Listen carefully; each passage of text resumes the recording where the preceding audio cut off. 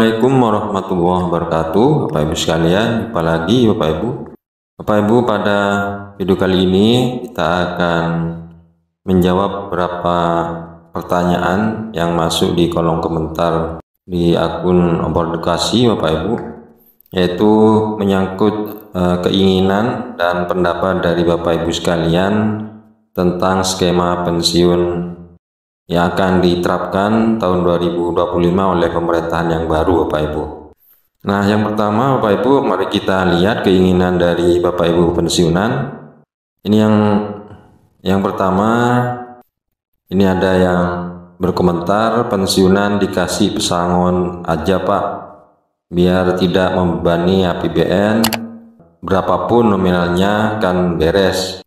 Kemudian yang lain, para pensiun maunya pesangon aja Pak Bowo, artinya ke Pak Prabowo ini maksudnya.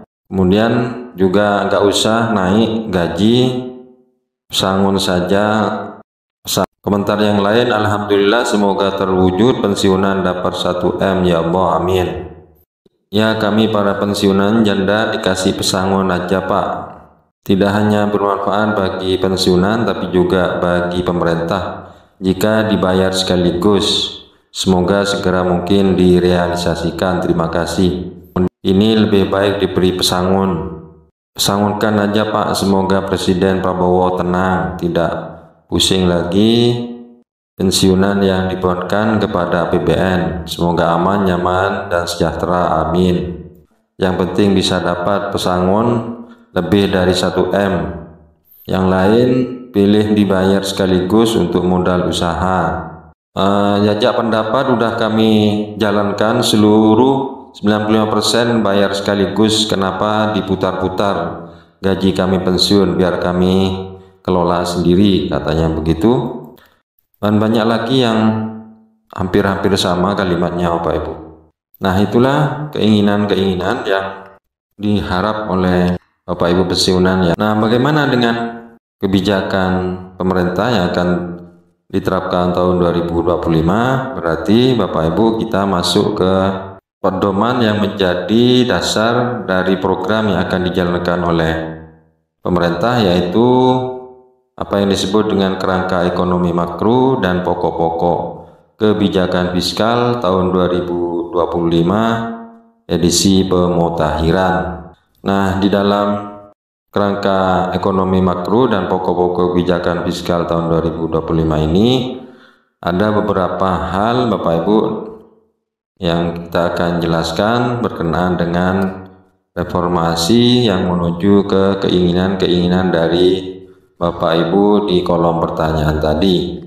Nah, diantaranya seperti ini Bapak Ibu. Menyangkut tentang kesejahteraan Bapak Ibu pensiunan, dari sekian banyak pembahasan di dalam kerangka ekonomi makro dan pokok-pokok kebijakan fiskal tahun 2025 ini, ada satu poin penting, yaitu tentang bagaimana jaminan sosial untuk tahun 2025, baik itu untuk PNS, TNI Polri, dan termasuk juga pensiunan PNS Bapak Ibu.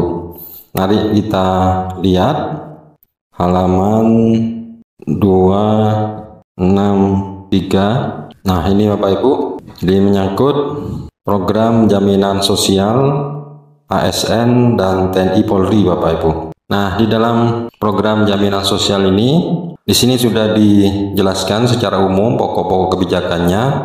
Bisa kita pahami bahwa begini isinya Bapak Ibu. Secara umum, kondisi kesehatan keuangan 4 program jaminan ASN, TNI Polri relatif baik. 4 program tersebut antara lain yaitu jaminan kematian atau JKM, kemudian jaminan kecelakaan kerja atau JKK, berikutnya jaminan hari tua JHT, dan yang keempat jaminan pensiunan. Nah, ini yang menjadi target untuk 1 tahun ke depan Bapak Ibu. Nah, di dalam jangka menengah perlu diperhatikan bahwa potensi resiko katanya bersumber dari program THT yang diproyeksikan akan terjadi tren peningkatan resiko klaim Hal ini dapat berpotensi menambah beban belanja negara. Untuk program pensiun, pilihan skema manfaat pensiun dan pendanaan ke depan akan mempengaruhi beban belanja negara pada APBN pada periode 5-10 tahun di awal penerapan reformasi pensiun PNS.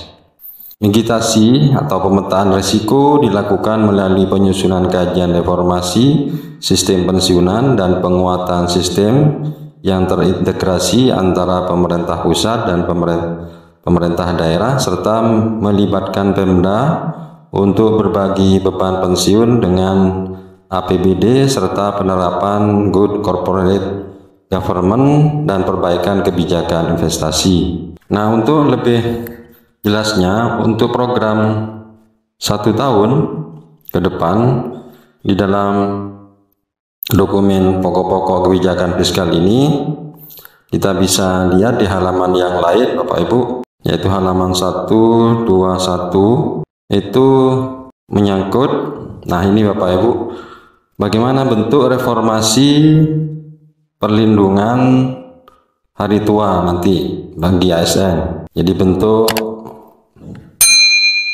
perlindungan hari tua yang akan dilakukan oleh pemerintah untuk 1 tahun ke depan Bapak Ibu. Nah, ini kebijakannya Bapak Ibu, yang pastinya ini sudah menjadi kebijakan pokok Bapak Ibu. Mari kita simak apa isinya Bapak Ibu. Jadi isinya menyangkut yaitu bahwa Undang-Undang Nomor 20 Tahun 2020 tentang aparatur sipil negara mengamanatkan 2 substansi penting yang menjadi dasar bagi pemerintah untuk merancang desain reformasi pensiun bagi pegawai ASN. Ini ke depan Bapak Ibu. Kemudian pemerintah telah menyadari bahwa terdapat beberapa tantangan dari penyelenggaraan program pensiunan bagi PNS saat ini. Ini tantangannya Bapak Ibu. Pertama, manfaat pensiun yang diterima oleh pensiunan PNS relatif masih rendah. Nah, ini katanya Bapak Ibu disadari oleh pemerintah, dan dalam tren terus berkurang dibanding manfaat yang diterima PNS beberapa dekade yang lalu. Kondisi ini tidak lepas dari formula perhitungan iuran maupun manfaat dari skema pensiun saat ini yang berbasis pada gaji pokok dan semakin bertambahnya risiko tunjangan kinerja terhadap total penghasilan PNS. Jadi dari pernyataan ini Bapak Ibu, sepertinya pemerintah juga akan mengubah skema pensiun yang dianggap skema yang sekarang itu kurang memberikan manfaat yang lebih Bapak Ibu. Nah, ini Bapak Ibu kesimpulannya terakhir, memperhatikan berbagai tantangan di atas, maka pemerintah menyadari bahwa reformasi program pensiun ASN merupakan satu